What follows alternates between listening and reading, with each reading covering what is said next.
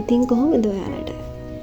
මම ඉස්සෙල්ලාම සුබ නවසක් වෙන්න කියලා ප්‍රාර්ථනා කරනවා. එන්නකෝ අද මගේ වීරාගේ ගැන මම ඔයගොල්ලන්ට කියන්න.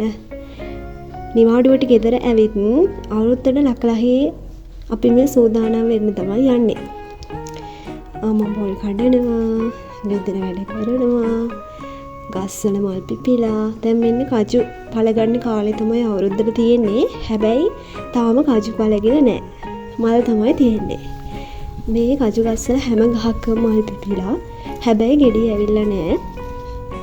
අවාරෙට තමයි මං හිතන්නේ දැන් කජු හැදෙන්නේ. ගස්වල පළ දරනවා, මල් පිපෙනවා. හරිම ලස්සනයි. අවුරුද්දට අපි වගේම ලකලහේම ගස් කොළන් ලෑස්ති වෙන විදිහ තමයි මේ. ඒත් එක්කම අවුරුද්දට කැවිලි හදන්න, එන අයට කෑම උයන්න, කෑම හදන්න අම්මා පොල් කැඩුවා වත්තෙන් ඒවා සුද්ධ කරනවා. මමත් ඉතින් ගියා එහත් එක්කම. ඉන්නකෝ මම ඔයගොල්ලන්ගේ ළමා කාලය මතක් කරලා දෙන්න. මම මේ හදන්නේ පොල් කොළ වලින් ඔරලෝසුවක්.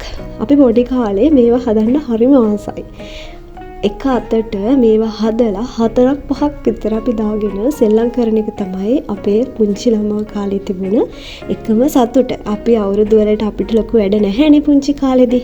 අපි කරන්නේ සෙල්ලම් ගයක් හදලා, සෙල්ලම් බතක් උයලා, යාළුවොත් එක්ක සෙල්ලම් කරන එක තමයි අවුරුදු කාලෙට අපිට තියෙන එකම විනෝදය. ඒ සුන්දර ළමා කාලේ අපෙන් අයින් වෙලා ගිහිල්ලා දැන් අපි පරිණතයි. අපිට දැන් ඊට වඩා ලොකු වගකීම් තොගයක් පැවරිලා තියෙනවා ජීවිතේට. ඒවත් එක්ක හරි මේ වගේ අවුරුදු කාලයකදී තමයි අපි අපේ ළමා කාලයත් එක්ක ආපහු මුසු වෙලා අවුරුදු වලට යනවා. පොඩි ළමයි ඒ සතුට විඳිනවා, දකිනවා. එතකොට අවුරුද්දට ගෙදර එනවා කියලා කියන්නේ, ගෙදර ආය හැමෝම එකතු වෙනවා කියලා කියන්නේ අපිට ඒ තරම් සතුටක් තවත් නැහැ. ලෝකෙ කොහේ හිටියත් අලුත් අවුරුද්ද දවසට අම්මගේ සතුට තමයි දරුවෝ හැමෝම පවුලේ හැමෝම ගෙදර ඇවිල්ලා අම්මලත් එක්ක ඉන්න එක තමයි අම්මලාට තියෙන එකම සතුට. ඉතින් මේ ලෝකේ හැම අම්මෙක්ම තාත්තෙක්ම කැමති තමන්ගේ දරුවෝ අවුරුද්ද අවුරුද්දට අම්මා තාත්තා ගාවට ඇවිල්ලා සතුටින් පවුලේ එකතු වෙලා පුංචි කාලේ වගේම පවුලක් විදිහට එකතු වෙනවා දකින්න. මේ තියෙන්නේ මගේ අම්මා හදාගත්ත එළවලු. ඉතින් මං ඔන්නනේ ඉදිලා තක්කාලි මං ඒවා කඩනවා. බලන්නකෝ තමන් ගහක් කොලක් අදාගත්තාම ඒ වගේ පළ දරනකොට ඒ ලැබෙන සතුට. ඉතින් ලැබෙන පුංචි ඉඩක හරි කමක් නැහැ. අපි පොඩියට එළවලුවක් අපිට පළතුරක් හදාගන්න පුළුවන් නම් වටිනව නේද?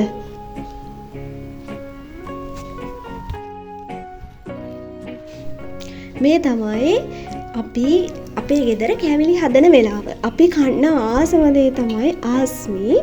ඒ නිසා අම්මා ඔන්න ආස්මි හදනවා. අම්මා ආස්මි හදන එක මගේ වීඩියෝ එකට දාන්න කියලා අම්මා කිව්වා. බලන්නකෝ ඕගොල්ලොත් මොනවද ආසම කෑම කියලා කමෙන්ට් එකක් දාගෙන යන්න.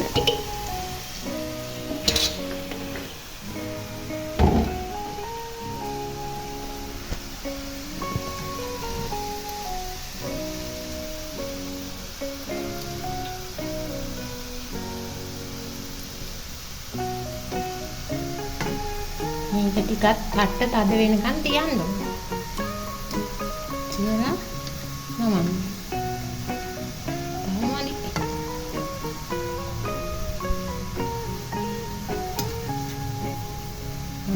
බරට අහු වෙන්න ඕනේ. බරට අහු වෙනකොට තමයි ඕනේ නමන්න. නමන්න මේ දෙපැත්ත තද කරලා මේකෙන් මෙහෙම තල්ලු කරන්න. ඒක තමයි ආස්මි පිටි පින්බි.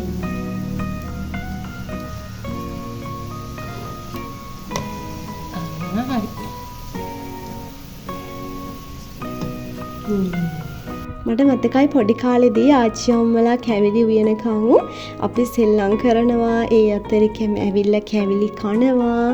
ඒක තමයි පොඩි කාලෙදී තිබුණ අවුරුද්ද සහ දැන් මතක් වෙනකොට ඒ වෙනස අපි පොඩි කාලේ තිබුණ අවුරුද්ද සහ දැන් අපි සමරන අවුරුද්ද අතර ලොකු වෙනස්කමක් තියෙනවා කියලා අපිට තේරෙනවා. අපි පොඩි වයසේ ඉන්නකොට අපිට බරක් නැහැ, වගකීමක් නැහැ, තේරුමක් නැහැ. ඒ කාලේ තමයි අපි ගෙවපු සුන්දරම කාලේ කියලා තමයි මට හිතෙන්නේ. මේ අපේ අවුරුද්දෙන් පස්සේ දවසේ අපි නෑදෑ ගෙවල් වල යන වෙලාව මට හිතුණා ඔයගොල්ලන්ට ගම පෙන්නන්න ඕනි කියලා. සිංහල අලුත් අවුරුද්ද කියලා කියන්නේ ගමත් එක්ක හරියට බැඳිච්ච අපේ සංස්කෘතික මංගල්‍යයක්නේ. අපි අවුරුද්දට පන්සල් යනවා, වන්දනා කරනවා. ගමත් එක්ක අපි හරියට අත්තර බැඳ ගන්නවා සිංහල අලුත් අවුරුද්දත් එක්ක. ඒ නිසා නගරාසන්නව ඉන්න පවුල හැමෝම අවුරුදු කාලෙට ගමට තමයි එන්නේ. ගමේ මේ තියෙන සුන්දරත්වය විඳින්න, ගමත් එක්ක ගැටෙන්න, මෙන්න මේ තියෙන අත්දැකීම් ගොන්න එකතු කරගන්න තමයි ගම්මානෙට හැමෝම එන්නේ. ගම කියලා කියන්නේ කොච්චර සුන්දර තැනක්ද නේද? මේ තමයි අපි වැඳලා කරලා නෑදෑයෝ බලලා කැවිලි කාලා මට සාකච්ඡාවේ යෙදිලා ආපහු වෙන වෙලාව මට ඔයගලන්ට විශේෂ දෙයක් පෙන්වන්න තියෙනවා. මම මෙහිදී හොයාගත්තා නිල් කටරොළු මල්. නිල් කටරොළු මල කියලා කියන්නේ තාම සුවිශේෂී ගුණ සහිත අපිට ලෙඩ රෝග බොහෝමයකට අපිට මේ බෙහෙතක් විදිහට පාවිච්චි කරන්න පුළුවන් මලක්. නිල් කටරොළු මල් වල ගුණ කියලා නිම කරන්න බෑ. ඒ නිසා ඔන්න මම නිල් කටරොළු මල් ටිකක් එකතු කරගත්තා. හම්බුන වෙලාවේදී තම්බලා බොන්න, ગેස්ට්‍රයිටිස් වලට වගේ විවිධ රෝග වලට මෙන්න මේ නිල් කටරොළු මල ගුණයි කියලා තමයි මම නම් අහලා තියෙන්නේ. මේ තියෙන්නේ තවත් ගමේ අපි දකින මට හම්බ වෙන ලස්සන තැන්. මේවා ඔයගොල්ලොත් එක්ක බෙදා ගන්න තමයි අද මම මේ වීඩියෝ එක කරන්නේ. ඉදිරියටත් මේ වගේ ලස්සන දේවල් ඔයගොල්ලන්ට පෙන්වන්න මගේ channel එක subscribe කරලා නැත්නම් subscribe කරන්න කියලා ආරාධනා කරනවා. අදට ගිහිල්ලා එන්නම්. bye bye